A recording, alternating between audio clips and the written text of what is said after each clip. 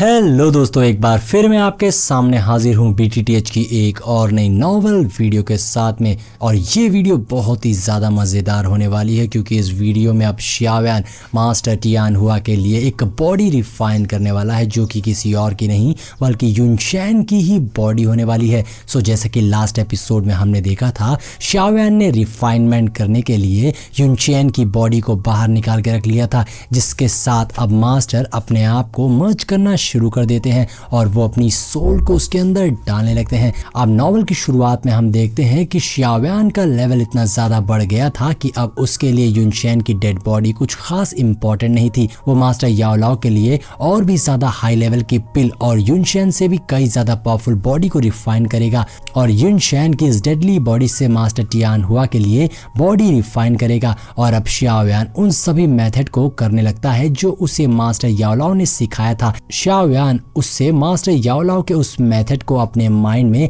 Circulate करने लगता है, जिससे युनचैन की डेड बॉडी हवा में उड़ने लगी थी। ये सब देखकर मास्टर टियानहुआ काफी एक्साइटेड हो गए थे और अब xiaoyan मास्टर टियानहुआ से उनकी थोड़ी सी स्पिरिचुअल स्ट्रेंथ को मांगता है, जिस पर मास्टर तुरंत अपने माइंड से थोड़ी सी स्पिरिचुअल स्ट्रेंथ को निकालकर xiaoyan को दे देते हैं, जिससे xiaoyan युनचैन की डेड बॉडी में डाल देता है और फिर डेड बॉडी को अपनी ग्लेज लोटस फ्लेम से कवर करके रिफाइन करने लगता है। साथ ही xiaoyan मास्टर टियानहुआ को यांग सोल पिल देते हुए कहता है, मास्टर आप इस पिल को कंज्यूम कर लीजिए और जब मैं इशारा करूं तो युनचैन की डेड बॉडी में एंटर हो जाइएगा। जिस पर मास्टर टियानहुआ हाँ में सर हिलाते हुए उस यिन यान पिल को खा लेते हैं। साथ ही वो अभी काफी नर्वस भी थे, जिसके बाद xiaoyan अपनी स्टोरेज रिंग में से जेड की बोतल निकाल लेता है जिसमें sky poison dragon scorpion beast का एसेंस ब्लड था, जिसे xiaoyan युनचैन की बॉडी पर डाल देता है और अब वो एसेंस ब्लड युनचैन की बॉडी के अंदर जाते ही उसकी बॉडी बर्न होने लगी थी।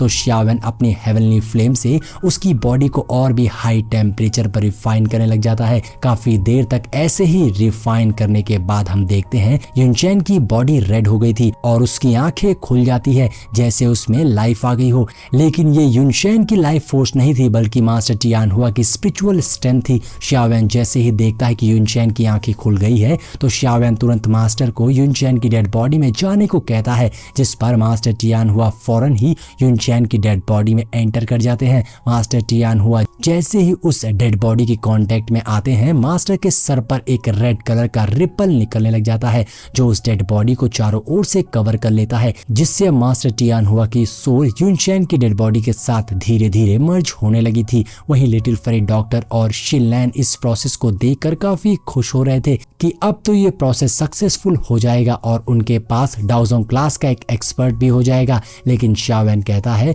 अभी ज्यादा खुश मत हो, अभी इस प्रोसेस को सक्सेसफुल होने के लिए मास्टर टियानहुआ को मेरी हेवनली फ्लेम की बर्न को सहना होगा, जिसमें उन्हें बहुत पेन होने वाला है, तभी वो इस डेड बॉडी को कंट्रोल कर पाएंगे। और अगर मास्टर टियानहुआ हेवनली फ्लेम को सहन करने में नाकामयाब हो गए तो इससे फिजिकल बॉडी और सारी इंग्रेडिएंट डिस्ट्रॉय हो जाएगी। साथ ही मास्टर टियानहुआ की सोल को भी ब्लैक स्लैश हो सकता है। अब xiaoyan लिटिल फेरी डॉक्टर को और शिनलैन से कहता है कि तुम दोनों वैली के एंट्रेंस पर जाकर गार्ड करो ताकि इस प्रोसेस के दौरान कोई अंदर ना आ सके। मेरा डीमन पपेट भी तुम्हारी इसमें मदद करेगा। जिस पर वो दोनों फौरन वैली के एंट्रेंस पर चली जाती हैं। इधर xiaoyan मास्टर टियानहुआ से कहता है, जो कि अब युनचैन की बॉडी में एंटर थे, मास्टर अगर आप जिंदा रहना चाहते हैं तो आपको इस दर्द को सहना ही होगा। xiaoyan को ऐसे ही युनचैन की बॉडी को रिफाइन करते हुए 3 दिन गुजर चुके थे और उस डेड बॉडी में काफी ज्यादा स्ट्रॉन्ग ऑरा निकल रहा था, लेकिन अभी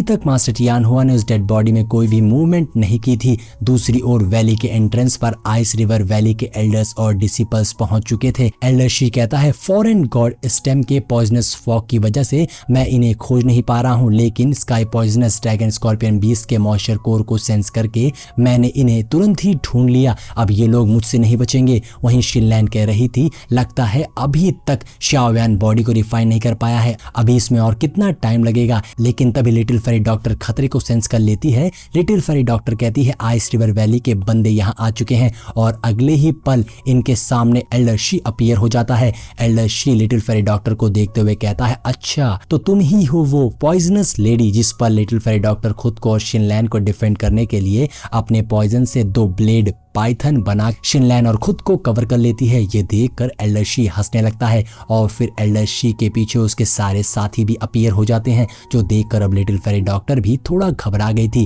क्योंकि वो सभी बहुत ज्यादा पावरफुल थे। लिटिल फेरी डॉक्टर कहती है जरूर इस आइस रिवर वैली के डाउजोंग क्लास के पीक का एक्सपर्ट है, ये पूरी तैयारी के साथ आया है मुझे पकड़ने के लिए। एल्डर शी कहता है जो भी मेरे आइस रिवर वैली के मेंबर्स को मारता है मेरा फर्ज बनता है कि मैं उसे ढूंढ कर खत्म कर दूं। इधर शिनलैन भी बताने लगती है कि यही है आइस रिवर वैली के डाउजोंग क्लास के पीक का एक्सपर्ट, ये बहुत ही ज्यादा खतरनाक है और इसने आइस रिवर वैली के डाउ टेक्निक से आइस जोन फोर्स को इतना ज्यादा प्रैक्टिस किया है कि कोई भी आम डाउजोंग क्लास का एक्सपर्ट इसे हरा नहीं सकता है। इसने अपने किसी भी ओपोनेंट को जिंदा नहीं छोड़ा है। इधर एल्डर शी कहता है तुम्हारे साथ दो और लोग भी थे, वो यंग लड़का और वो स्पिरिचुअल स्ट्रेंथ, वो दोनों कहाँ हैं, उन्हें भी बुला लो क्योंकि मैं एक बार में ही तुम सबको मारकर तुम्हारा काम खत्म करना चाहता हूँ। मेरे पास ज्यादा टाइम नहीं है यहाँ वेस्ट करने के लिए। तो लिटिल फेरी डॉक्टर शिनलैन से कहती है तुम वैली के अंदर जाओ और जाकर देखो शाओवैन की रिफाइनमेंट हुई या नहीं, जिस पर शिनलैन थोड़ा हिचकिचाते हुए वैली के अंदर चली जाती है। इधर एल्डर शी हंसते हुए कहता है लगता है स्काई पॉइजन ड्रैगन स्कॉर्पियन बीच से फाइट करते हुए तुम्हारे दोनों साथी काफी इंजर्ड हो गए हैं। तभी वो दोनों वैली के अंदर छिपकर रिकवरी कर रहे हैं। एल्डर शी के साथ जो 3 एल्डर्स आए थे वो उनसे कहता है कि इस पॉइजनस लेडी को मुझ पर छोड़ दो, इसे मैं देखता हूँ, बाकी तुम सब जाकर वैली के अंदर देखो।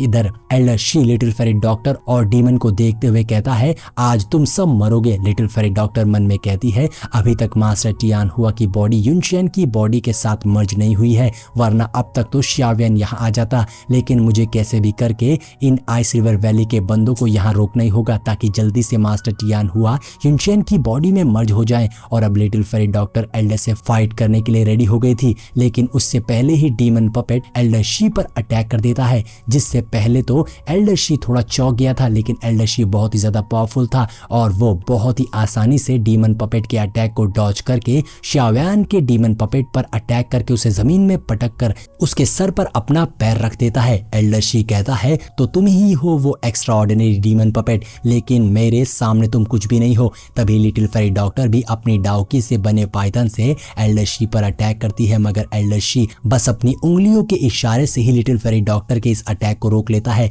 एल्डर शी कहता है लड़की अभी तुम्हारी लेजेंडरी पॉइजनस बॉडी बहुत ही वीक है, ये इतनी स्ट्रांग नहीं हुई है कि मुझे टक्कर दे सके। ये बोलकर एल्डर शी उन दोनों पॉइजनस पाइथन को आइस में बदल कर डिस्ट्रॉय कर देता है, जो देखकर लिटिल फेरी डॉक्टर के होश उड़ गए थे कि इस एल्डर का आइस जोन फोर्स बहुत ही ज्यादा स्ट्रांग है। और अब एल्डर शी वो पाम अटैक रेडी करके लिटिल फेरी डॉक्टर पर पाम से अटैक कर देता है, जिससे बचने के लिए लिटिल फेरी डॉक्टर अपनी सारी डाउकी को अनलीज करके एक डिफेंस बैरियर बना लेती है, लेकिन एल्डर शी का पाम बहुत ज्यादा स्ट्रांग था जिससे वो बैरियर डिफेंड नहीं कर पाता है और वो palm attack little fairy doctor के बैरियर को तोड़कर चकनाचूर करते हुए लिटिल फेरी डॉक्टर को हिट कर देता है, जिससे लिटिल फेरी डॉक्टर बुरी तरीके से जख्मी हो गई थी और वो पीछे चट्टान में जाकर टकरा जाती है और खून की उल्टियां करने लगती है। एल्डर शी एटीट्यूड में कहता है पॉइजनस लेडी तुम बहुत ही कमजोर हो, तुम मेरे सामने बिल्कुल भी नहीं टिक सकती, इसीलिए चुपचाप हार मानकर मेरे आइस रिवर वैली चल दो,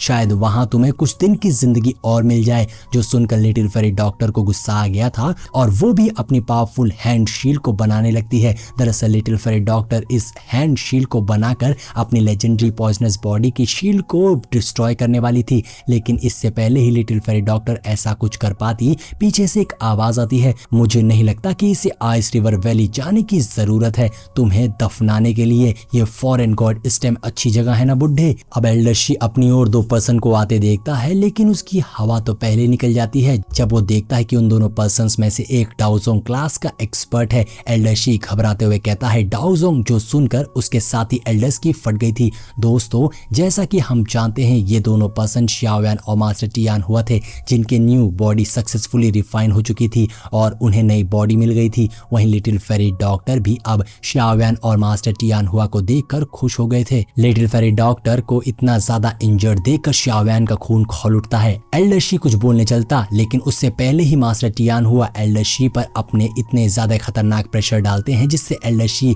पूरी तरीके से इंजर्ड होकर खून की उल्टियां करने लग जाता है। एल्डर शी इतना ज्यादा पावरफुल होते हुए भी मास्टर टियान हुआ के प्रेशर को डिफेंड नहीं कर पाता है और डरते हुए जख्मी हालत में कहता है, ये तो सच में डाओजोंग क्लास का एक्सपर्ट है, ये वही स्पिरिचुअल बॉडी है जिसने मेरे आइस रिवर वैली के एल्डर को मारा था। लगता है कि इस यंग लड़के ने इसके लिए फिजिकल बॉडी को रिफाइन कर दिया है, जिससे डाओजोंग क्लास एक्सपर्ट की ताकत बहुत ज्यादा बढ़ गई है। और अब एल्डर शी बहुत ही रिस्पेक्ट से मास्टर टियान हुआ से कहता है, मास्टर आपने जो मेरे आइस रिवर वैली के एल्डर्स को मारा था, मैं उस मैटर पे कुछ नहीं कहना चाहता हूँ, लेकिन मेरे आइस रिवर वैली के चीफ इस पॉइजनस लेडी और इस यंग लड़के को नहीं छोड़ेंगे, इसीलिए मैं इन दोनों को अपने साथ जरूर ले जाऊंगा। इसीलिए मेरी रिक्वेस्ट है कि आप मुझे इन दोनों को अपने साथ ले जाने दें और हमें ना रोकें। मगर इन बातों से मास्टर टियान हुआ को कोई फर्क नहीं पड़ता है और वो कहते हैं, मैं तुम्हारे चीफ को नहीं जानता, मुझे क्या पता तुम्हारा चीफ कैसा होगा मुन्ना, इसीलिए मुझे नहीं लगता है कि मुझे तुम्हारे चीफ को रिस्पेक्ट देने की जरूरत है। मास्टर टियान हुआ की ये बातें सुनकर तो एल्डर शी भी गुस्से में आ गया था। इधर मास्टर टियान हुआ कहते हैं, बुड्ढे मैं जानता हूँ तेरे इरादे अच्छे नहीं हैं और क्योंकि तूने मेरी इस साथी को इंजर्ड किया है तो इसीलिए आज मैं तेरी वो हालत करने वाला हूँ जो तुम सोच भी नहीं सकोगे।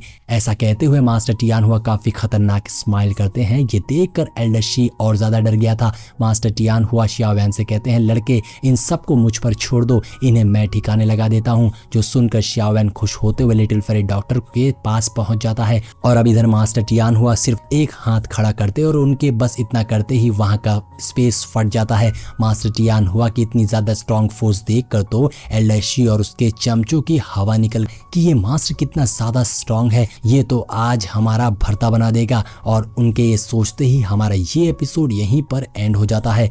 तो दोस्तों अगर वीडियो पसंद आई हो तो लाइक और कमेंट जरूर करिएगा। मिलते हैं नेक्स्ट वीडियो में।